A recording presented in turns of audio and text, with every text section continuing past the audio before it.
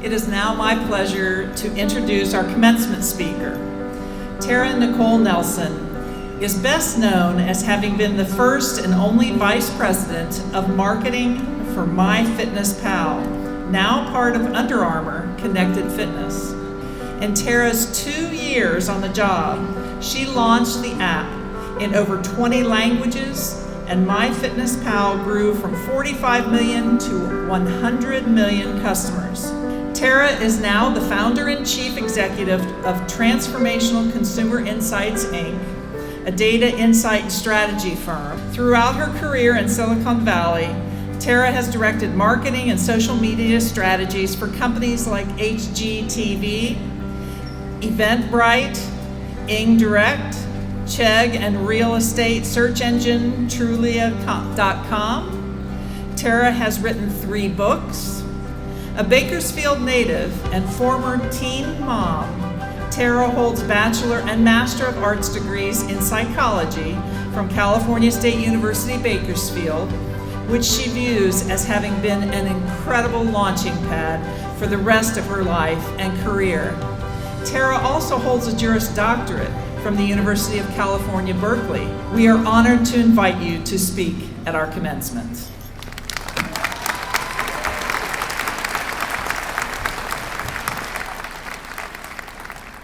Congratulations, congratulations. I'm so grateful you're here.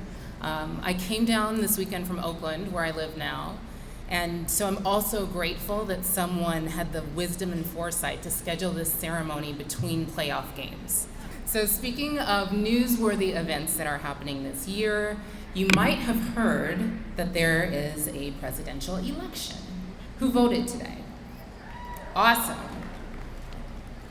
Don't be afraid. I see fear. I am not going to name any names.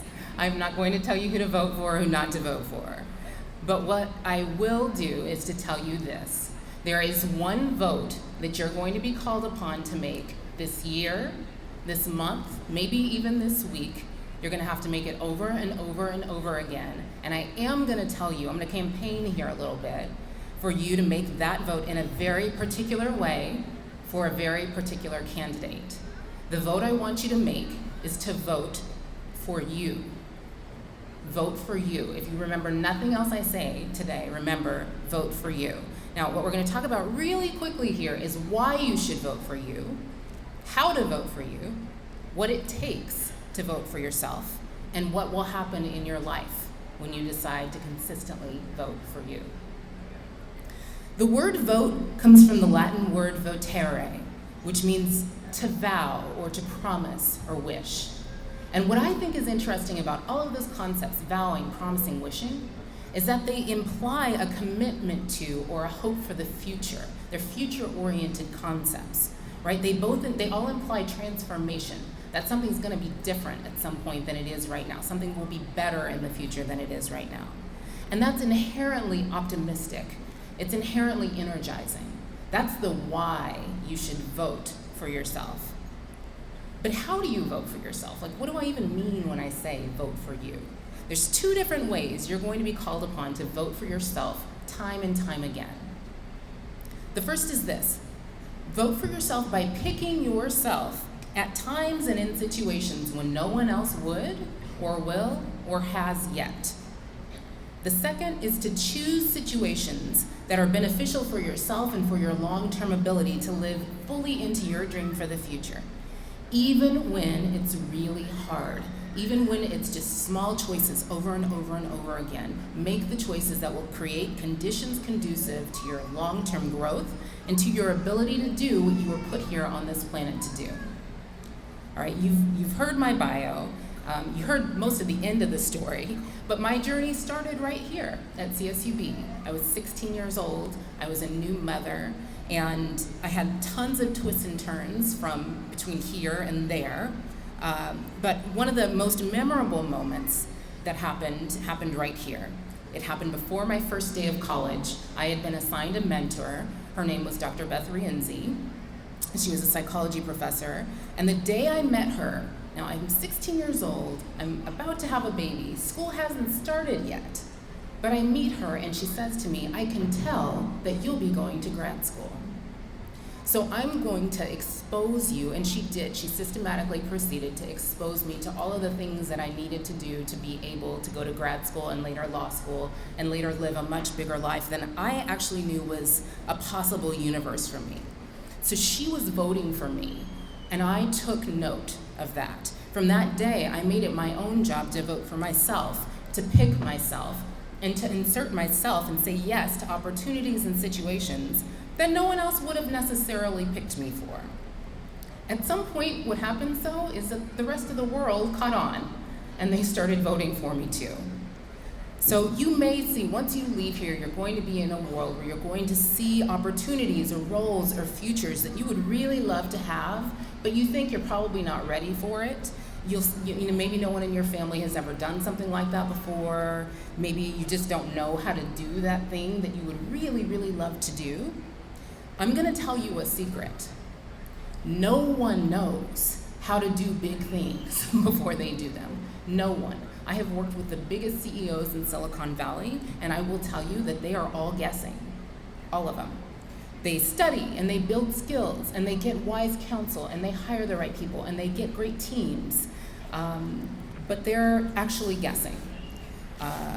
And sometimes the guesses work and sometimes the guesses don't work.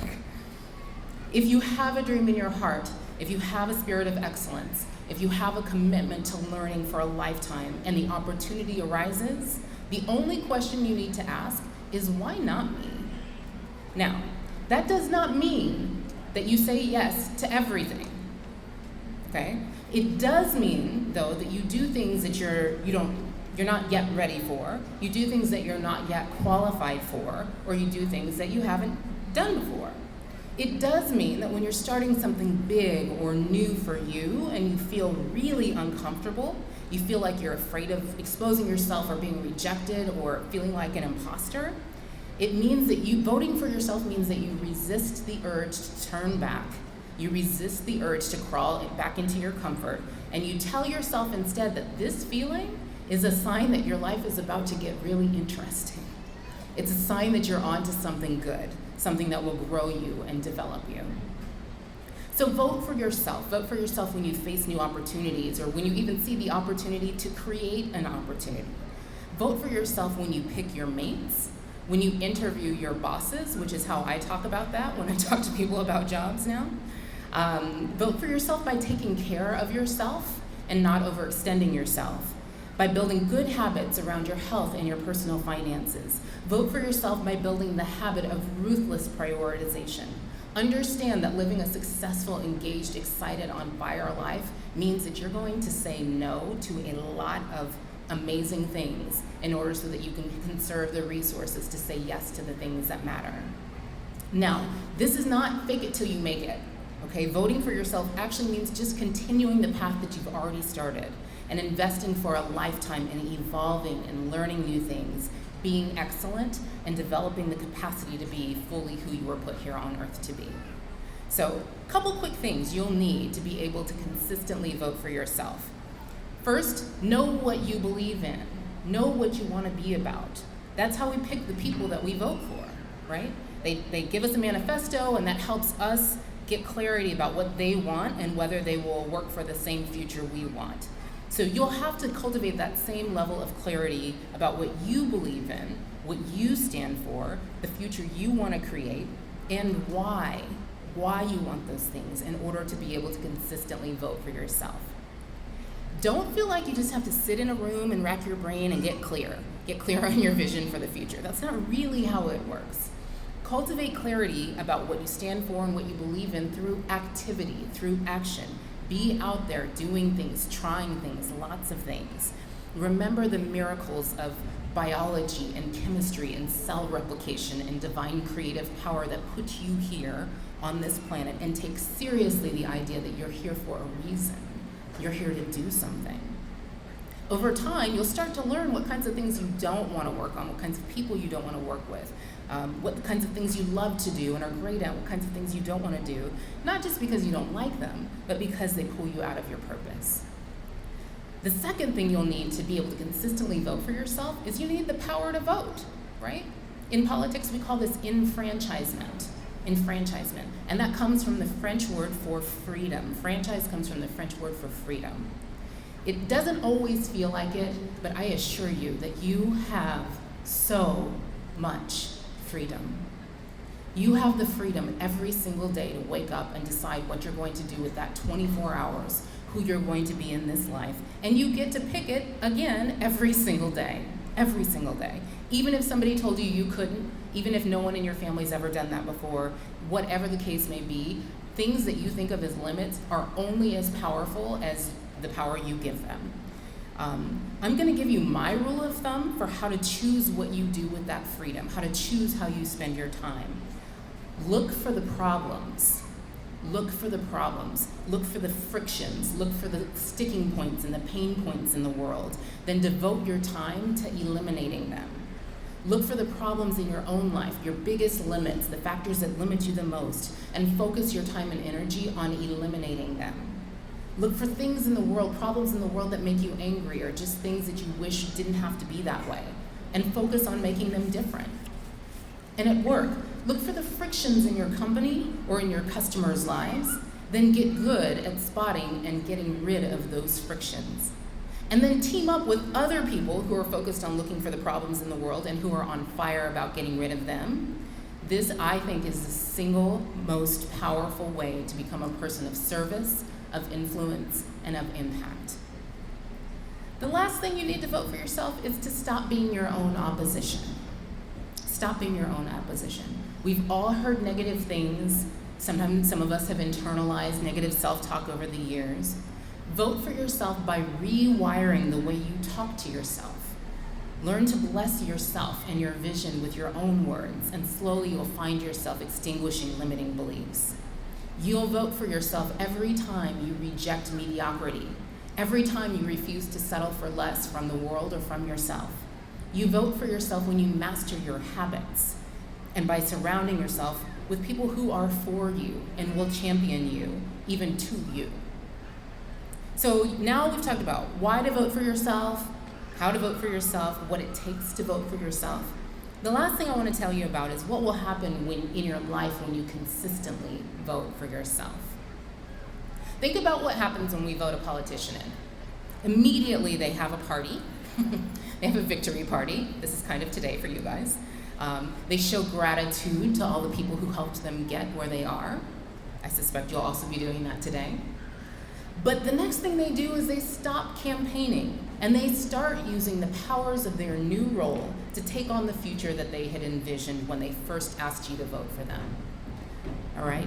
Just like a newly elected politician, you are just getting started on your most powerful days, on your most prosperous season. You can leave here and take your new capabilities, your new powers out into the world and start consistently voting for yourself every day. Start consistently working to take on that new future.